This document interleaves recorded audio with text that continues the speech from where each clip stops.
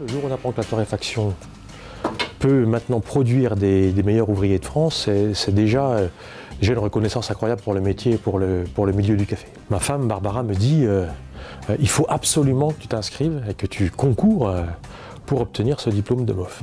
Et voilà, c'est un an, j'allais dire à fond, jusqu'à ce 16-17 septembre 2018 où effectivement on part à Bordeaux pour passer ce concours, quoi. C'est une autre aventure parce que même sur le chemin pour aller à Bordeaux, 10 fois, 20 fois l'idée vous passe à travers la tête de ne pas y aller, de dire non, je ne suis pas légitime, pourquoi j'irai moi?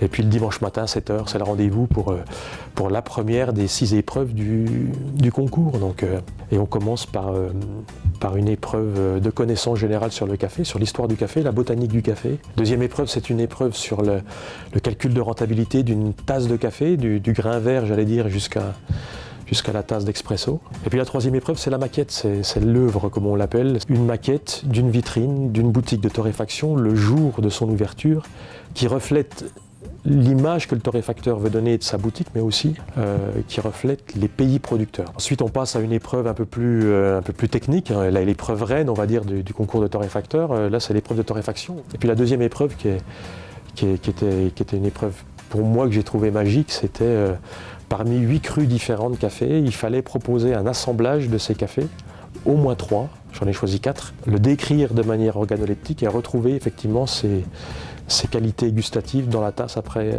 extraction et après torréfaction, bien sûr. C'est une aventure humaine incroyable, c'est une aventure humaine incroyable. C'est 2 jours de folie, de stress, où on se libère, où on se congratule, on s'embrasse, on pleure aussi beaucoup. Et puis on attend. Et puis le jeudi suivant, vous êtes devant votre ordinateur en train de répondre à un client au téléphone et puis vous voyez une alerte mail qui arrive. Puis on clique sur le mail et puis le résultat s'affiche en mettant « Monsieur, vous avez satisfait aux épreuves du 26e concours, vous êtes lauréat ». Et puis là,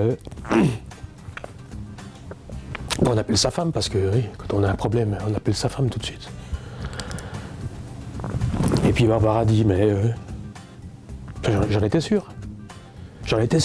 C'était certain que tu allais la voir. » On appelle les enfants, dont 2 sont à l'étranger, ils sont au Canada, et on leur envoie un message par messagerie interposée, et puis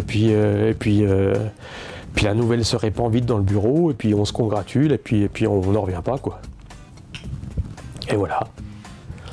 Voilà le résultat du 26e concours, quoi. C'était fou. Ouais, on appelle Romuald Fassenet parce que c'est quelqu'un qui compte.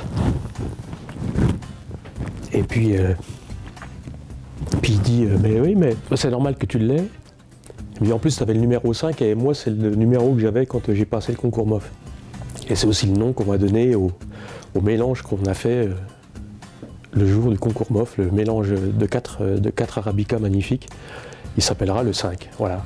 Et voilà, et donc le 13 mai, on va revêtir ce col bleu, blanc, rouge. Je ne peux pas dire qu'il me tarde de l'avoir, mais pour moi, c'est encore une autre épreuve. Donc ça va être magique pour l'équipe, pour la Grange, pour Marnay, pour la Haute-Saône, parce que c'est aussi ça. C'est aussi un moyen de faire briller la ruralité, la Haute-Saône, le village, montrer que dans un village de 1500 habitants, on peut afficher le diplôme de MOF, la médaille de MOF sur un commerce. Et attirer d'autres talents, donner envie de présenter ce concours, parce qu'effectivement c'est une aventure humaine importante. Et maintenant qu'on a ce concours, qu'on a ce diplôme, on va essayer de le partager avec un maximum de personnes, puis de donner envie aux gens d'aller vers l'excellence, d'aller vers ce métier de torréfacteur, puis d'aller vers ces métiers du MOF, parce que c'est un bel exemple pour les jeunes, pour les enfants, de leur expliquer que